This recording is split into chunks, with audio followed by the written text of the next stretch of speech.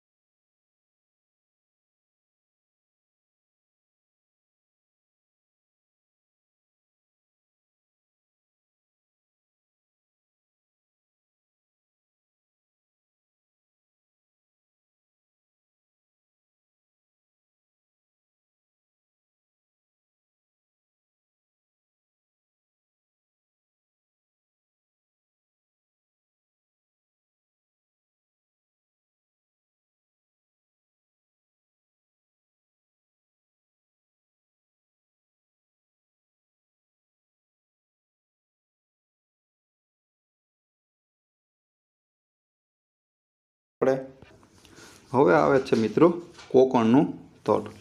કોંકણનો તટ એ મિત્રો ઉત્તરમાં દમણથી લઈ અને દક્ષિણમાં છેટ ગોવા સુધી ફેલાયેલો છે.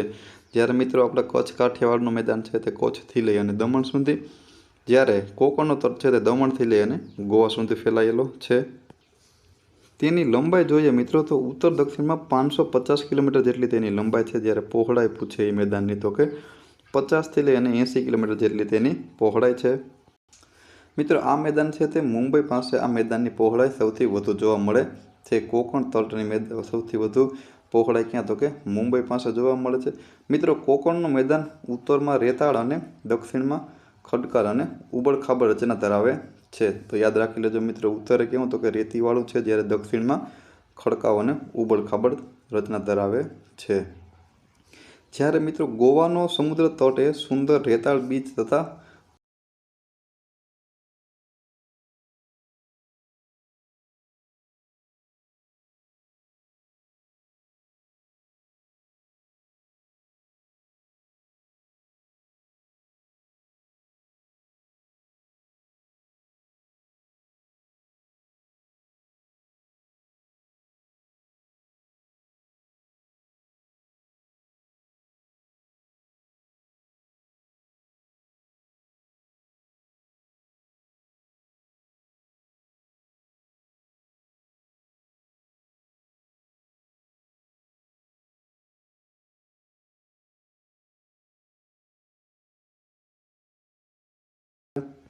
હવે આવે છે મિત્રો કણોદ અથવા તો કોનારાનો તટ. આ તટીય મેદાન છે મિત્રો, તે પણ નારિયેળ અને કેરીની ખેતી માટે ઉપયોગી છે. હવે કણોદનો તટ એ મિત્રો ક્યાં તો કે ગોવાથી લઈ અને મેંગ્લોર સુધી ફેલાયેલો છે. આ વિસ્તારમાં મિત્રો જે તટીય મેદાનો છે તેની પહોળાઈ 30થી લઈ અને 50 કિલોમીટર, જ્યારે તેની લંબાઈ છે તે 525 કિલોમીટર જેટલી છે. તો આ કણોદનો તટ છે મિત્રો, તે આપણે આગળ જે જોયું તેના કરતાં વધુ લંબાઈ ધરાવે છે. કેટલાક સ્થળોએ મિત્રો પશ્ચિમ ઘાટમાંથી નીકળતી નદીઓ તીવ્ર ઢોળાવને કારણે જળધોધની રચના કરે છે.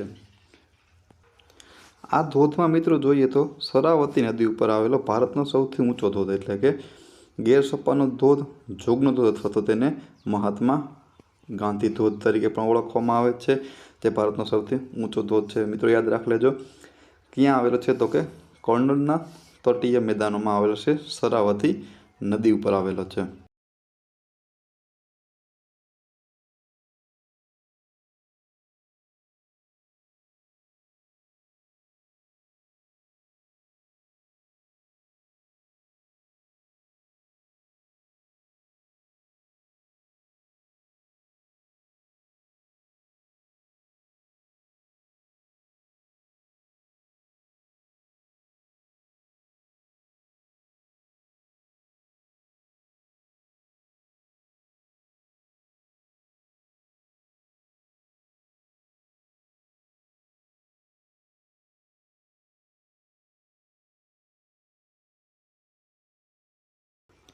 હવે મિત્ર આપણો આજનો છેલ્લો ટોપિક એટલે કે મલબાર તટ વિશે માહિતી મેળવીએ.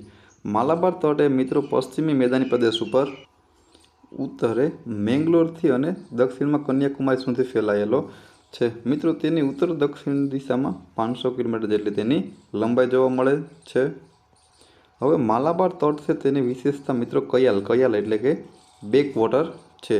તે છીછરા પાણીના લઘુન સરોવરો, તેના મુખ્ય ઉપયોગ માછલી પકડવા અને નૌકા વિહાર માટે કરવામાં આવે છે. તો મિત્રો કયાલ એટલે શું તો કે બેક વોટર, અને જે કહેવું તો કે છીછરા પાણીનું લઘુન સરોવર છે. તેનો ઉપયોગ શું તો કે માછલા પકડવા અને નૌકા વિહાર માટે કરવામાં આવે છે. દર વર્ષે પુન્નામદા કયાલ એટલે જે પુન્નામદા છે તેનું નામ છે, ત્યાં પ્રસિદ્ધ નહેરુ ટ્રોફી, જ્યાં વલ્લમકાલી નૌકાદળનું આયોજન કરવામાં આવે છે. કહ્યું તો કે તે નામ કયા નામે ઓળખાય છે મિત્રો તો કે વલ્લમકાલી તરીકે ઓળખવામાં આવે છે, જ્યાં નૌકા દોડનું આયોજન કરવામાં આવે છે. તેમજ મિત્રો જે આપણા જે આ બેકવોટર ધરાવતા જે મુખ્ય સરોવરો છે તેમાં અન્નાઈમુડી અને વેમ્બનાડ સરોવરો છે તે મુખ્ય છે. હવે મિત્રો આ બંને સરોવરો ક્યાં આવેલા છે, તો તમને આવડતું હોય તો મિત્રો તમે તમારો જવાબ કોમેન્ટ કરી શકો છો. ત્યાંથી આગળ જોઈએ આપણે પશ્ચિમ તટીય મેદાની પ્રદેશોનો મુખ્યત્વે ગરમ મસાલા, નાળિયેરી અને ચોખાની ખેતી કરવામાં આવે છે. તો મિત્રો આ મેદાનો છે તે કેના માટે તો કે ગરમ મસાલા, નાળિયેર અને ચોખાની ખેતી માટે ઉપયોગી છે. તો મિત્રો આપણે માલાબાર તટ વિશે માહિતી મેળવી, જે મેંગ્લોરથી લઈ અને કન્યાકુમારી સુધી ફેલાયેલો છે. તેની લંબાઈ છે 500 કિલોમીટર જેટલી. મલાબાર તટની મુખ્ય વિશેષતા કયાલ એટલે કે બેકવોટર સુવિધા ધરાવતા લઘુન સરોવરો છે તેની વિશેષતા છે. ત્યાં માછલા પકડવાનો કાર્યવાહી અને નૌકા પરિવહન માટે પણ તે ઉપયોગી છે. નહેરુ ટ્રોફી, વલ્લમકાલી નૌકાદળનું આયોજન કરવામાં આવે છે. અષ્ટામુડી અને વેમ્બનાડ જે તેના સરોવરો છે, જે લઘુન સરોવરો છે. પશ્ચિમ તટીય મેદાનો છે તે મુખ્યત્વે મિત્રો ગરમ મસાલા, નાળિયેર અને ચોખાની ખેતી થાય છે.